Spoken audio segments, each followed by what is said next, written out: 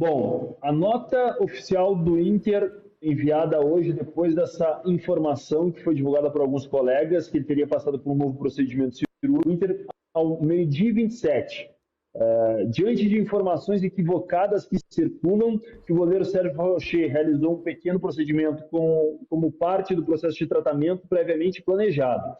A intervenção não tem qualquer relação com nova lesão e tampouco altera o prognóstico estabelecido para seu retorno às atividades. A informação que nós temos é que o Rocher vai voltar a ser relacionado depois da parada para o Mundial de Clubes. Ele não treinou nos últimos meses, desde o final de março, quando ele teve a lesão no dedo da mão esquerda no jogo contra o Flamengo, aliás, o único que ele fez com a camisa do Inter em 2025. Ele passou por esse procedimento cirúrgico, está fazendo a recuperação, mantém a forma física, mas no campo, propriamente, ele não tem trabalhado. O Inter projeta que entre o final de junho e começo de junho, ele vai participar dessas sessões e daí na retomada do calendário contra o Vitória ele possa ser relacionado. Pela nota do Inter, o Inter garante. Isso não vai interferir, foi basicamente tirada de pinos. É isso que o Inter diz nos bastidores da mão esquerda do goleiro do Internacional. E olha, eu sei como alguns colegas chegaram a essa informação, viu, Marco e demais companheiros. E eles têm uma comprovação de uma foto, né? Mas o Inter se apega que estava tudo planejado e era um procedimento simples de tirada nada que vá atrapalhar a sequência do Rocher e a volta dele aos gramados. De qualquer maneira, então, fez e não é algo que vai atrapalhar. Acho que essa é uma história que, para mim, ela é bem factível. Agora, a gente tem uma tela muito importante aí, Vini. Muito importante.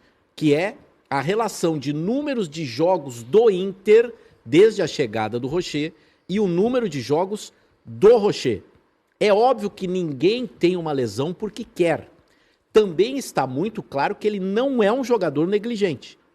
Não se tem nenhuma notícia sobre isso. Não, o que se tem é uma infeliz coincidência para o lado do Inter que ele teve sequências de lesões. E isso é um fato. E contra o Flamengo, a gente viu o lance, né?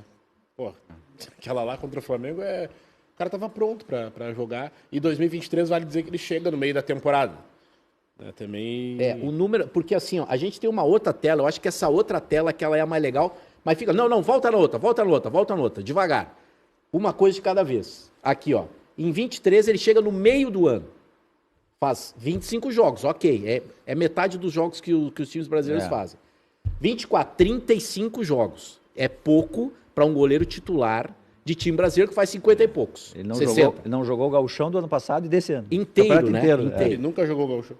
2025, um jogo. Por quê? Porque ele tinha aquela lesão que ele já estava tratando, aí ele volta, faz um baita jogo no Maracanã até o momento da lesão. Aí aqui a gente até tem todas as lesões mais importantes, né?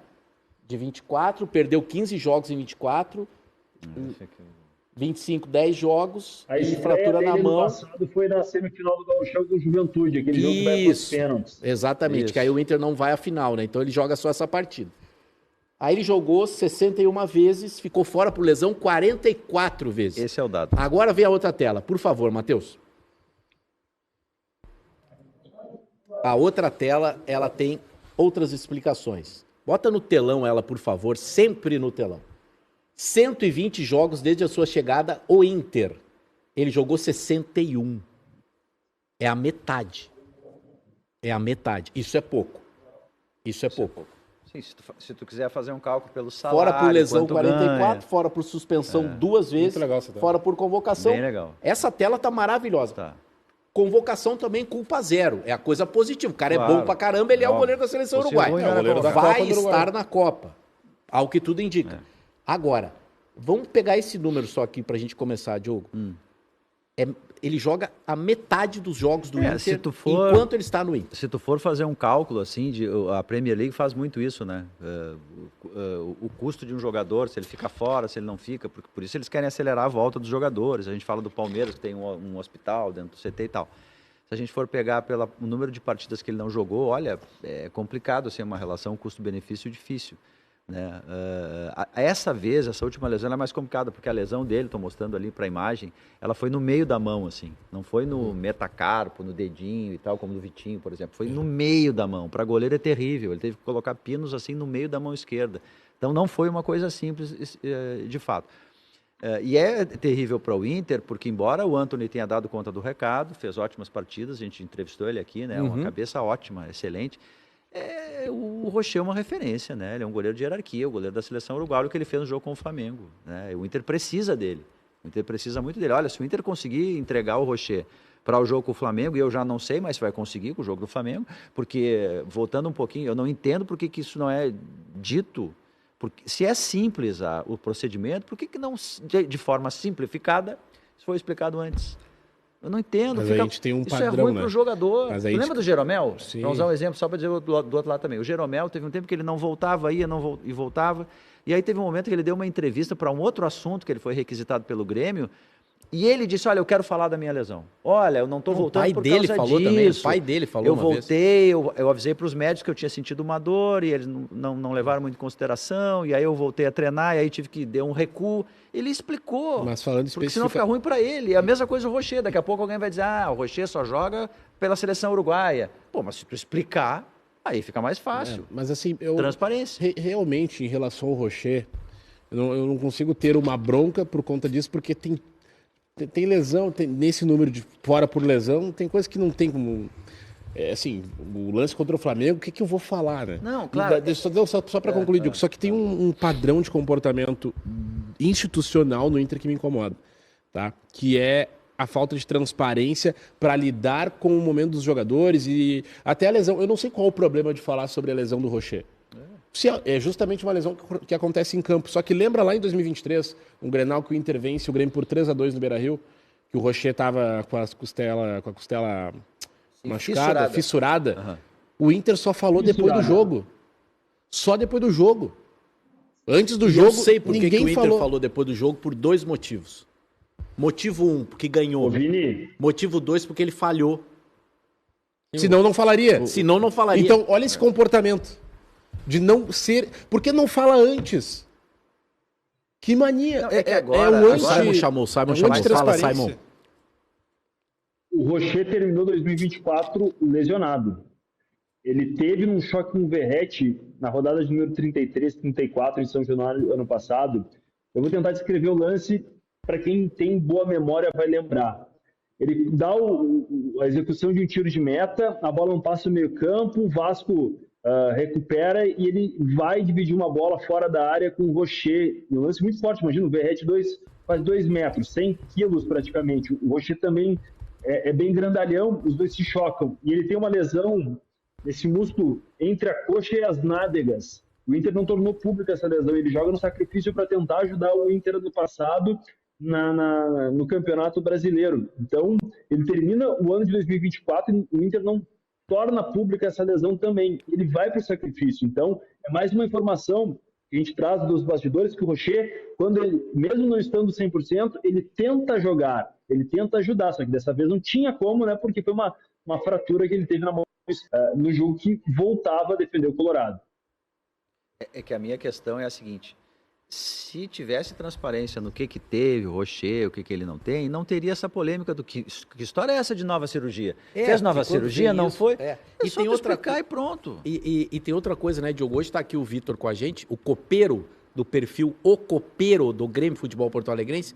É o seguinte: antigamente o jogador ia fazer isso que o Rocher fez hoje.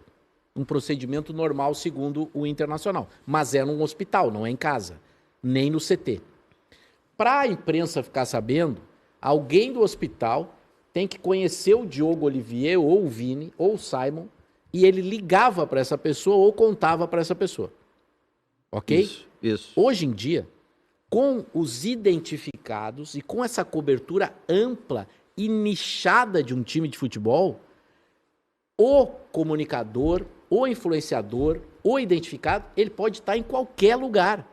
E ele conhece pessoas em todos os lugares. Então, as fontes é o milagre da multiplicação das fontes. Então, aquilo que era mais fácil esconder ou tentar esconder, agora está bem mais difícil. Porque são vários olhares de várias pessoas que conhecem alguém e elas querem contar. As pessoas contam naturalmente. A fofoca nasceu com Adão e Eva. Posso falar uma coisa? Verdade. Não é isso, Vitor? A fofoca nasceu com Adão e Tinha Eva. um centroavante bem famoso que passou pro Porto Alegre entre 2017 e 2023. Ah, sim? E eu ia numa academia muito específica, que essa academia ela tinha um exercício muito específico, que só tinha lá. E, e é proibido os jogadores realizarem tratamentos, né, em lugares fora do clube ou sem o consentimento do clube. E esse atleta, ele frequentava esse lugar porque, na concepção dele, da equipe particular dele, era uma forma mais rápida de recuperar a lesão. E como se descobriu? Porque eu frequentava esse lugar. Sim. Então, você viu com os teus próprios olhos. Ninguém te eu contou. não vi, mas o pessoal que trabalha lá te contou. automaticamente. Ah, sim, ele fazia de um jeito discreto, óbvio, ele tentava preservar a situação. Vini, nem sabe. Não, a academia que eu frequento aqui em Porto Alegre, ela recebe jogadores para fazer procedimentos meio básicos, tipo bioimpedância, que teoricamente eu pensei que o cara faria no CT do time. Não, o cara tá lá. É. Deve ser por quê? Porque o cara é um cara que quer fazer as coisas bem... Eu tô pensando por esse viés, eu não tô pensando por outro, tá? O cara quer fazer super bem feito e ele busca um reforço. É aula de reforço. Né? O filho tá lá, só tira nota ruim e o cara contrata uma professora particular. Isso aí existe desde que o ensino existe. O cara pode estar indo numa boa fazer isso. Mas hoje em dia é mais fácil de saber, porque tem mais gente comunicando. E como tem, hein? E a gente tava falando isso antes, né? isso. Parece que brota do chão Cara, agora. É depois que loucura, inventaram isso é aqui, ó, loucura. gente, tô mostrando um celular é loucura, aqui, ó. cara. Isso, Depois que inventaram o celular, todo mundo é um Exatamente. informante, Todo é uma mundo é um fofoca, informante. é um ato.